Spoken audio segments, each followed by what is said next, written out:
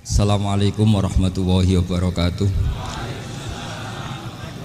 Bismillahirrahmanirrahim. Tabarakalladzi nazzalal furqana ala 'abdihi liyakuna lil 'alamina nadhira.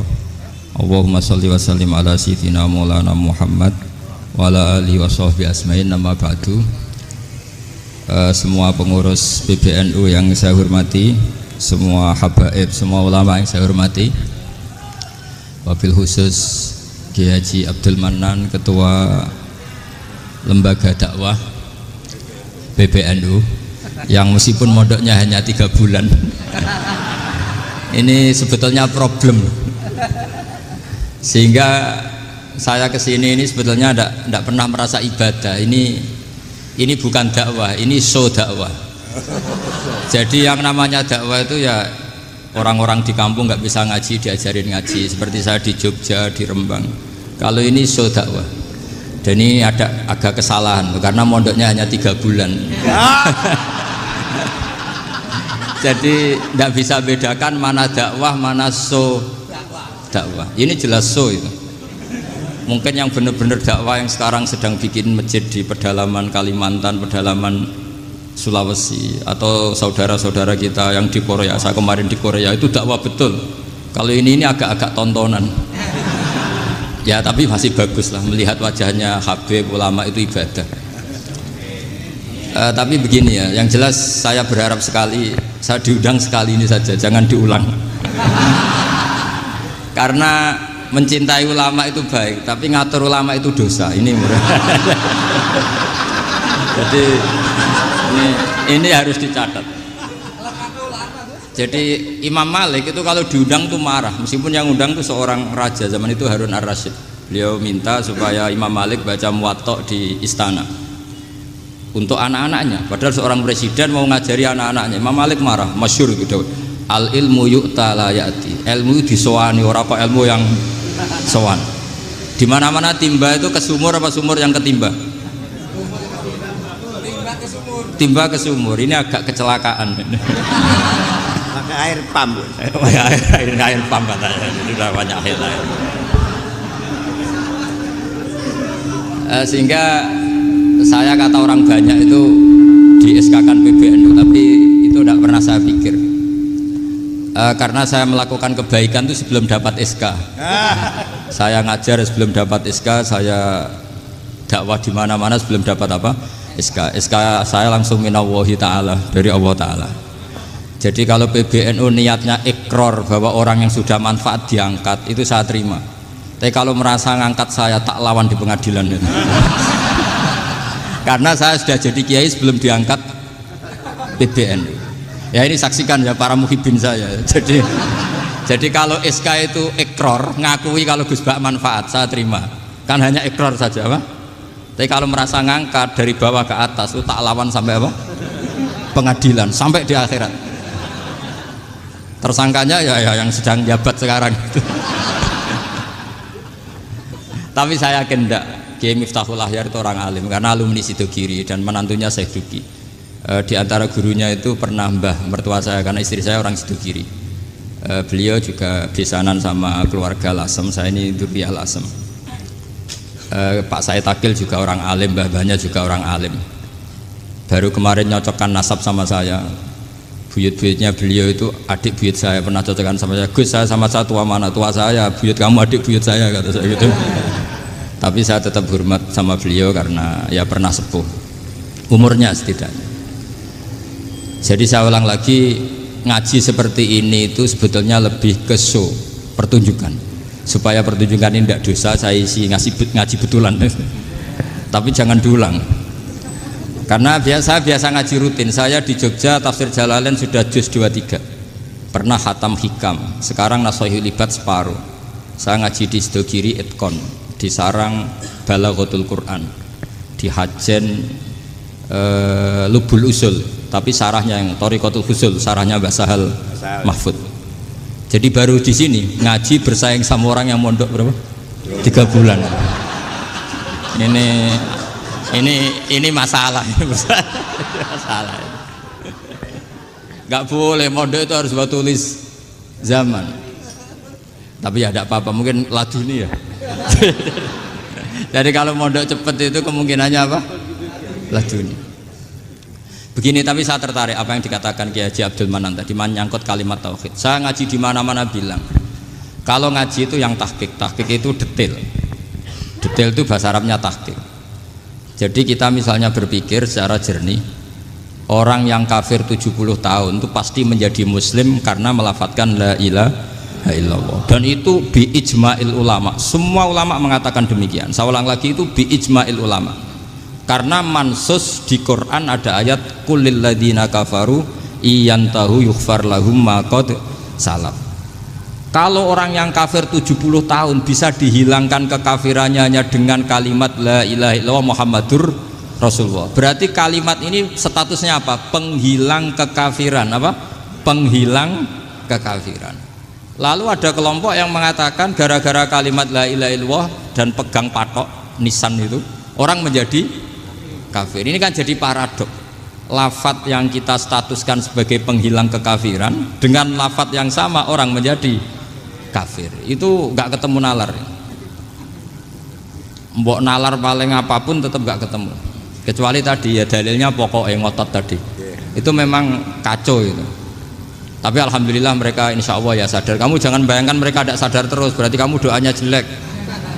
Bisa saja mereka sudah ingin sadar, berhubung digojlok ini terus gak jadi sadar. Jadi jangan-jangan salah kita karena sering gojlok sehingga yang mau sadar jadi tidak apa? Nggak sadar. Saya tadi jam 10 sampai setengah 2 masih ngajar di pondok saya ngajar tafsir masih di Rembang sana saya. Terus saya ke Semarang Delalah Muyassar. Ya mungkin agak-agak keramat jadi tetap jam 3:4 saya bisa ketemu Habib Umar Hafid. Saya beberapa menit ya diskusi tentang manhaj beliau, dan kebetulan saya sering belajar kitab beliau sama alumni-alumni Darul Mustafa. Meskipun saya tidak pernah ke sana, tapi saya tahu betul mazhab beliau karena al arwah junudun apa? Mujannada. Begini, saya sering dingendikani Mbah Mun, politik tidak jelas itu bagian dari kejelasan. Ini yang perlu dicatat. Jadi politik tidak jelas itu bagian dari apa? Kejelasan. Misalnya begini, siapa yang mengira Khalid bin Walid yang sangat musuhi Rasulullah, dia panglima orang kafir ketika ngalahkan Rasulullah di perang Uhud, akhirnya Khalid bin Walid masuk apa? Islam. Begitu juga Wahsy, qatilu ahab bin nasi ila Rasulillah, pembunuh Said Hamzah, akhirnya juga masuk Islam. Begitu juga Abu Sufyan, dia pemimpin besar kafir Mekah ketika perang Badar, ketika perang Khandaq, akhirnya juga Islam dan menjadi mertua Rasulullah Shallallahu Alaihi Wasallam. Dari fakta ini kemudian banyak ulama alim yang ngambil sikap itu ya coro Jawa itu anggang-anggang. Anggang-anggang itu gak tegas, tapi gak tegas dari rumusan ilmu yang detail. Saya ulang lagi, gak tegas tapi dari rumusan ilmu yang apa? Detail. Bisa saja orang yang sekarang kafir suatu saat mukmin atau muslim. Bisa saja yang sekarang sedang fasik suatu saat soleh. Bisa saja yang mondok 3 bulan Rois PB NU. Sementara yang mondok lama kadang KRT. Tapi itu hanya hukum duniawi. Saya yakin yang KRT ini PBNU di akhirat. Karena mondoknya lebih apa? Lama. Itu tak jamin. Saya juga berencana mimpin itu di akhirat saja, bukan di dunia. Makanya saya mohon SK itu berakhir muktamar mendatang. Karena saya sudah kiai sebelum diangkat. Makanya saya ulang-ulang, kalau pengangkatan itu niatnya ikrar, saya terima. Tapi kalau niatnya ngangkat, tak gugat di pengadilan. Ini tidak guyon, ini betulan itu. Ya, tapi ini hanya guyon saja. Nah, ini penting saya utarakan teori ngaji ya. Ini saya bacakan naskah asli Sayyid Umar Hafid supaya Anda dapat barokah beliau. Karena beliau selain alim allamah, muridnya Habib Salim, juga beliau pernah ngaji kutub Sayyid Abdul Qadir Segaf di Jeddah. Juga beliau sering istifadah di beberapa kiai. Ini saya baca teks Arabnya kemudian saya terjemah. Bagi yang tidak setuju pemaknanya bisa gugat karena saya baca Arabnya. Yang nggak setuju pemaknanya bisa gugat, tapi tak jamin kalah karena saya paham betul teksnya maknanya seperti itu. Logikanya tadi ya, ketika Rasulullah ngambil sikap tegas kepada Qatilu Hamzah yaitu Wahsy, dan ketika Rasulullah ngambil sikap tegas pada orang-orang yang mengalahkan beliau di perang Uhud, kaifa yuflihu qaumun fa'alu bi anbiya'ihim hakadha, bagaimana mereka jadi orang benar atau orang yang dapat kebahagiaan kalau mereka perlakuannya seperti Nabi seperti ini, yaitu Nabi sujawajjuh masyhur wa kusirat ruba, yaitu Nabi itu wajahnya terluka, gigi serinya tanggal. Orang-orang seperti ini tuh nggak akan bejo kalau orang Jawa, nggak akan falah. Tapi apa yang terjadi? Allah menurunkan ayat laisa laka minal amri syai'un aw yatuba 'alaihim aw yu'adzibahum. Muhammad itu bukan wilayah kamu ngecap orang, menstigmasi orang itu tidak wilayah kamu. Saya bisa saja mengampuni mereka atau menyiksa saya itu atau menyiksa mereka itu wilayah saya, kata Allah. Saya bisa saja mengampuni mereka atau menyiksa mereka itu wilayah saya. Sehingga akhirnya apa? Rasulullah tidak ngambil sikap yang mungkin orang lain mengatakan itu tidak tegas. Tapi itu kearifan. Betul, akhirnya Wahsy malah masuk Islam. Khalid bin Walid panglimanya juga masuk Islam.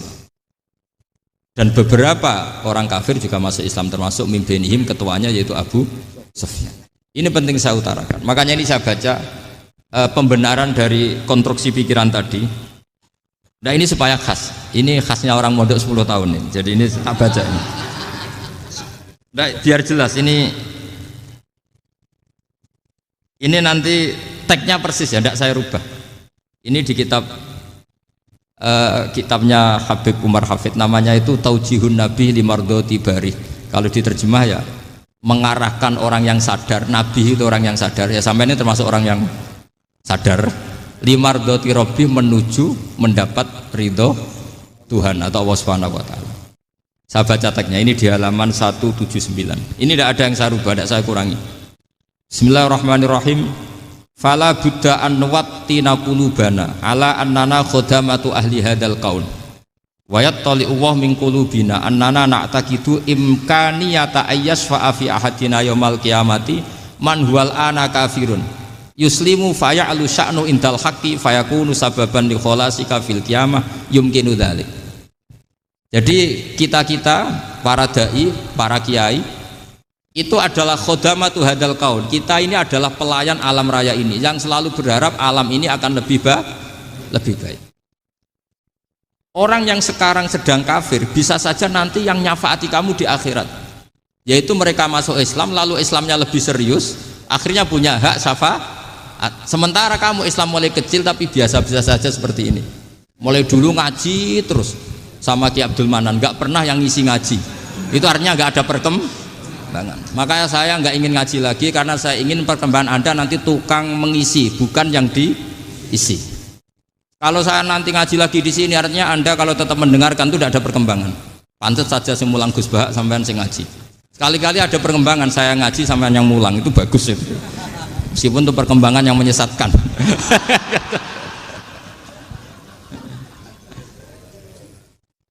Ini penting saya utarakan. Ini dawuhnya Said Umar ya. Orang yang sekarang sedang kafir bisa saja orang ini nanti nyafaati kamu, yaitu beliau orang ini Islam, kemudian Islamnya serius, maka punya hak syafaat. Sementara kamu Islamnya biasa-biasa saja. Itu masyhur kayak Sayyidina Umar. Sayyidina Umar Islam di hari itu langsung makomnya makom yang a'la, sehingga mengalahkan yang sudah Islam lebih lama. Karena Islamnya Umar itu menjadi izzatul Islam betul. Makanya jangan benci orang tegas teman-teman, kadang ya ada baiknya. Abu Bakar itu sudah Islam tapi layinal janib, orangnya santun. Kalau dipisoi orang yang menengahi lah, kira-kira seperti itu. Begitu juga Bilal, Ammar, Suhaib. Singkat cerita, Rasulullah itu sering dibully ya, sering disiksa orang-orang kafir. Rasulullah berharap, wah kalau yang Islam gini terus repot. Melihat Umar ini petarung di pasar Uka, dia dapat uang itu kalau tarung, menangan. Kata Rasulullah, kalau ini yang Islam ya bagus. Beliau berdoa, Allahumma aizal Islam bi Umar.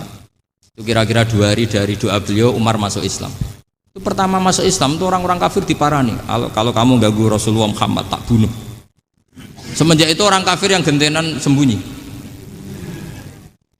Sehingga kata para mereka yang Islam, Islam selalu jaya mut aslama Umar, ketika Umar masuk Islam.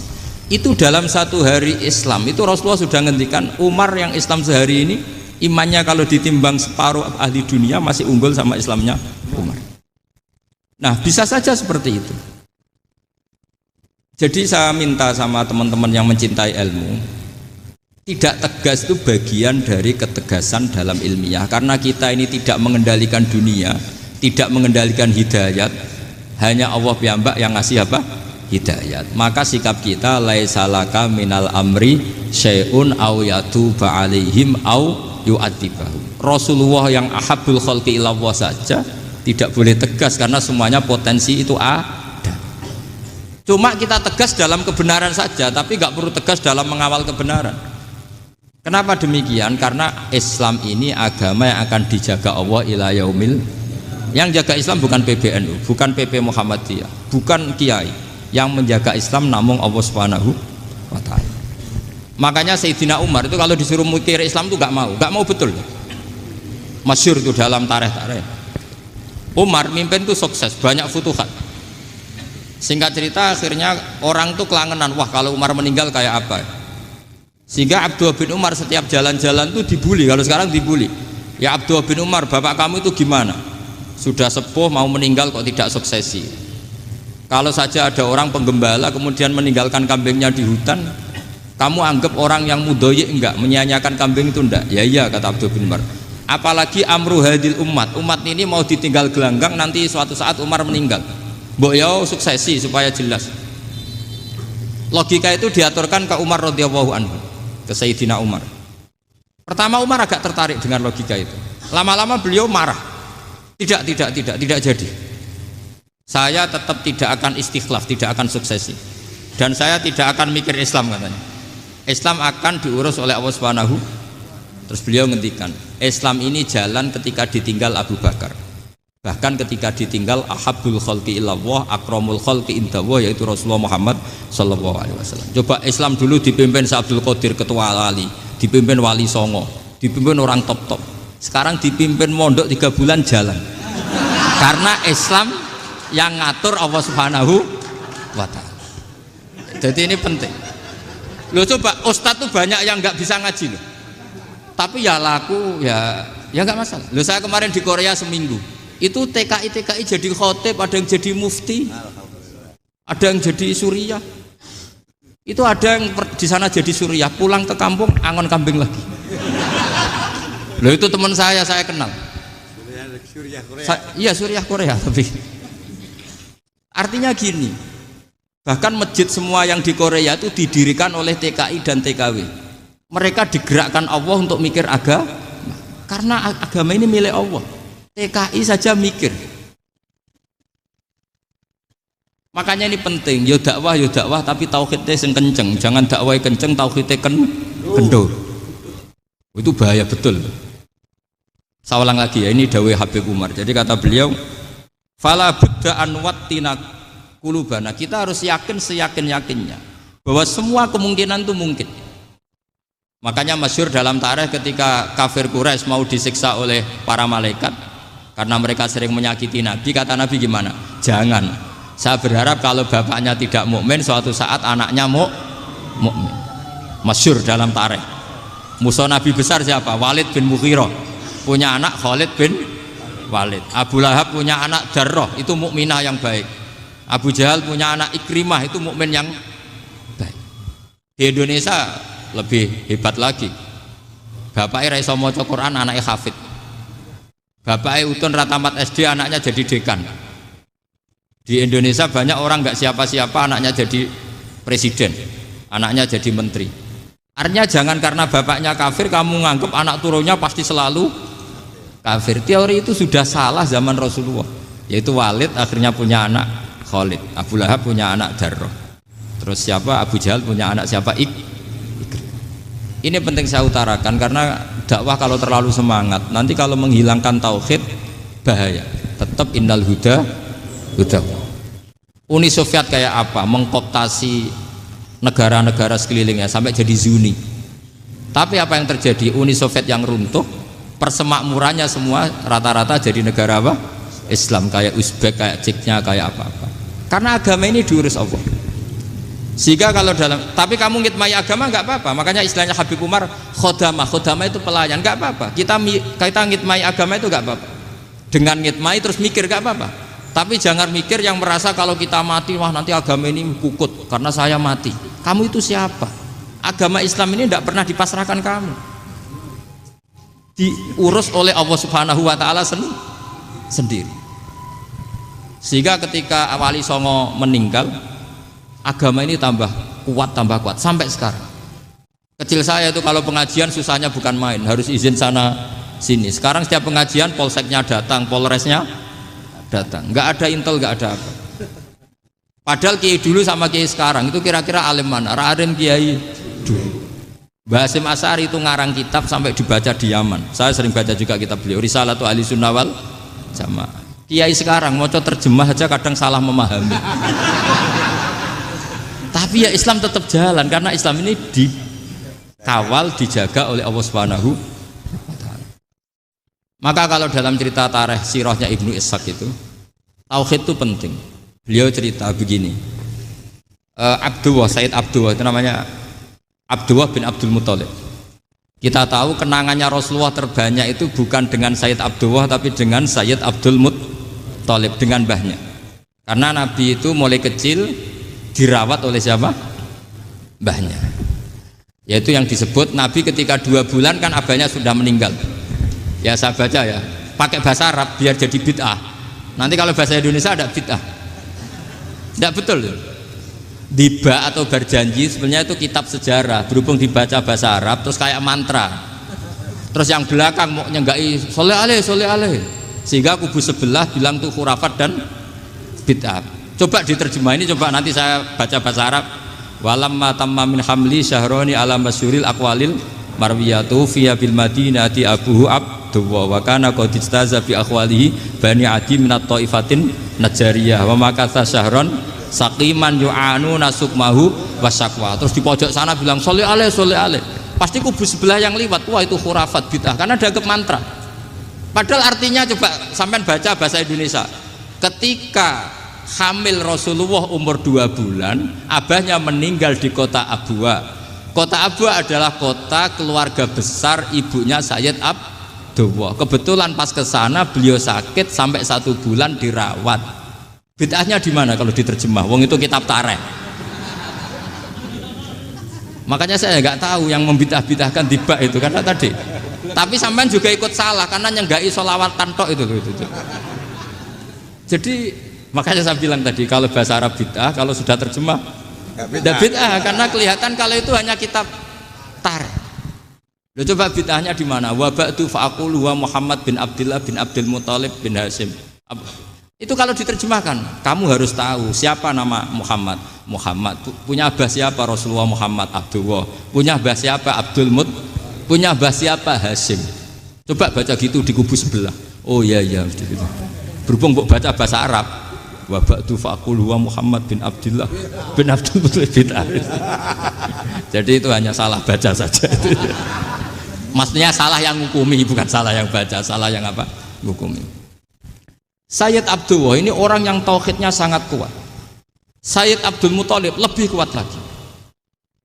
Saya cerita sedikit betapa pentingnya tauhid. Ketika pasukan Abraha bawa pasukan gajah mau menyerang apa? Ka'bah. Itu sebelum menyerang itu semua aset-aset milik orang kafir Quraisy, milik orang Quraisy lah. Itu ditawan, diambil, termasuk milik Sayyid Abdul Muthalib, milik Abdul Muthalib. Terus ketika mau masuk Ka'bah, mau masuk Mekah, kata Abraha, man sayyidu hadal wadi, siapa yang kamu tuakan, yang kamu pertuan di sini? Oh, Abdul Muthalib. Abdul Muthalib itu dipanggil, itu auranya luar biasa. Abraha yang di tempat perkemahannya itu harus duduk di atas karena dia raja, itu duduk di atas gak berani. Saking wibawanya Abdul Muthalib, ini mbahnya Rasulullah. Akhirnya Abraha bilang gini, saya duduk di bawah tidak mungkin karena saya raja. Kamu duduk jejer saya tidak mungkin karena nanti umat saya kecewa karena raja kok disaingin gitu. Ya sudah, santai berdiri-diri kita ngomong. Akhirnya Sayyid Abdul Muthalib tadi Diomongin gini, saya itu tidak ingin merusak orang-orang Mekah, orang-orang Quraisy. Saya hanya kecewa punya tempat ibadah dikencingi, diberakin sehingga saya mau merubuhkan Ka'bah. Tapi dengan damai, nggak ada perang. Apa jawabnya Abdul Muthalib? Lucu. Nggak apa-apa, Ka'bah kamu robohkan silakan, nggak apa-apa. Yang penting unta saya yang kamu sita kembalikan. Harta saya yang 100 unta kamu sita kamu kembalikan. Itu Abraha kagetnya bukan main. Kaget karena kamu itu pemimpin apa? Tadi saya hormat kamu karena kamu tak anggap orang hebat. Hadhil Ka'bah dinu abaika, ini Ka'bah itu agama kamu. Pas saya hancurkan kok kamu tenang-tenang saja. Padahal pas mau saya hancurkan kamu tenang-tenang saja, malah tanya unta kamu itu gimana? Apa jawabnya Abdul Muthalib? Inna lihadzal baiti rabban hamahu. Sebab Ka'bah itu ada yang punya dan pasti akan melindungi Ka'bah. Tapi kalau unta itu milik saya, ini urusan saya, ini unta. Jadi inna lihadzal baiti rabban hamahu itu tidak milik saya, itu ada yang punya. Ya sudah, biar yang punya aja yang jaga, itu tidak urusan saya. Akhirnya unta dikembalikan, aman deh, untung double. Terus akhirnya dia ke Ka'bah, fa'akhudha bi halaqatil bab, karena dulu apa itu halaqatil bab, karena dulu itu yang dipakai apa itu pegangan itu bentuknya apa, bulat, makanya diistilahkan halaqah apa, bulat. Kalau sekarang halaqah ilmiah itu seminar. Tidak. Halaqah itu buruhi lain lagi. Ya. Pegang terus bilang gini, kata Abdul Muthalib, ya Allah, Ka'bah ini mau dihancurkan oleh Abraha. Ka'bah ini milik kamu. Saya mau ke gunung, mau melihat apa yang kau lakukan terhadap orang yang mau merusak Ka'bah. Terus Abdul Muthalib bilang ke umatnya, wa ya qaumi, ayo kita ke gunung melihat ma fa'ala rabbuna, apa yang akan dilakukan Tuhan kita terhadap orang yang mau menghancurkan Ka'bah. Jadi santai saja, santai. Terus Abdul Muthalib naik gunung sama orang-orang Quraisy. Abraha datang mau merusak Ka'bah, terus terjadi alam taro kaifa fa'ala rabbuka bi ashabil fil. Itu melihat, dan betul Ka'bah dijaga Allah. Islam juga gitu. Ketika Islam dikooptasi Uni Soviet, semua ulama, semua wali perasaannya hanya nunggu kehancuran Uni Soviet, karena pasti agama ini dijaga Allah. Saya setiap sholat, setiap munajat, kata ketika baca Rabbana lakal hamdu bil samawati wa mil'ul ardi. Dulu saya iskal itu janggal. Ya Allah, engkau zat yang layak dipuji, yang pujian itu memenuhi langit dan bumi. Pikiran saya kalau bumi ateis itu mujinya kayak apa. Tapi Masya Allah, ketika saya datang di Korea, bumi ateis, ternyata di sana banyak masjid, banyak tasbih, bahkan ada sakduna di sana. Karena Allah sudah ngendikan lakal hamdu mil'us samawati wa mil'ul ardi. Dan sekarang nyata, semua bumi ateis, bumi apa saja, ada tasbihnya, ada tahmidnya. Makanya sadaqallahul adzim ketika ngendikan sanurihim ayatina fil afaq walladzi arsala rasulahu bil huda dinil haqqi liyuzhirahu 'alad dini kulli. Makanya saya mohon sekali bahwa agama ini harus kamu khidmah. Tapi enggak boleh kamu pikir. Atau dibaliklah, khidmah maka memikir. Tapi tidak usah GR bahwa agama ini diserahkan sampean. Saya juga enggak ridho. Agama kok diurus orang-orang kayak gini, kayak apa nasibnya? Jadi ini penting, karena rata-rata kiai alim itu tidak jelas. Terus oleh orang-orang yang nggak pernah ngaji itu, wah ini nggak jelas, nggak tegas. Islam itu harus tegas. Maksudnya tegas itu kayak apa? Tegas itu di wilayah kita. Kalau istri kamu mau diperkosa orang itu boleh tegas, itu wilayah kamu. Tapi kalau hidayat itu wilayahnya Allah Subhanahu wa Ta'ala, kita tidak pernah tahu. Bahkan yang sudah Islam saja, nyuwun sewu, itu nggak ada jaminan mati husnul. Kita tahu dalam sejarah Sa'labah itu dapat gelar hamamatul masjid, merpatinya masjid. Tapi kita tahu akhirnya Sa'labah itu apa? Su'ul khotimah. Sampai dalam Islam selalu diajarkan ya muqallibal qulub tsabbit qalbi ala din. Jadi kalau kita sendiri saja masih ingin selalu husnul khotimah, agak ada ruang untuk mudah menvonis orang lain. Makanya saya salut sekali ketika Habib Umar menulis kita semua ini mengkhidmati hadal kaun, dan selalu berharap bisa saja suatu saat orang yang sedang kafir bisa saja suatu saat muslim. Nah soal kalau yang sama yang harbi menyerang kita ya tarung. Kalau artinya kalau yang merangi kita ya kita wajib perang, kalau enggak ya habis kita. Seperti kita lakukan ketika diserang Belanda. Tapi ketika mereka musta'man, dhimmi, mu'ahad, orang-orang kafir yang mau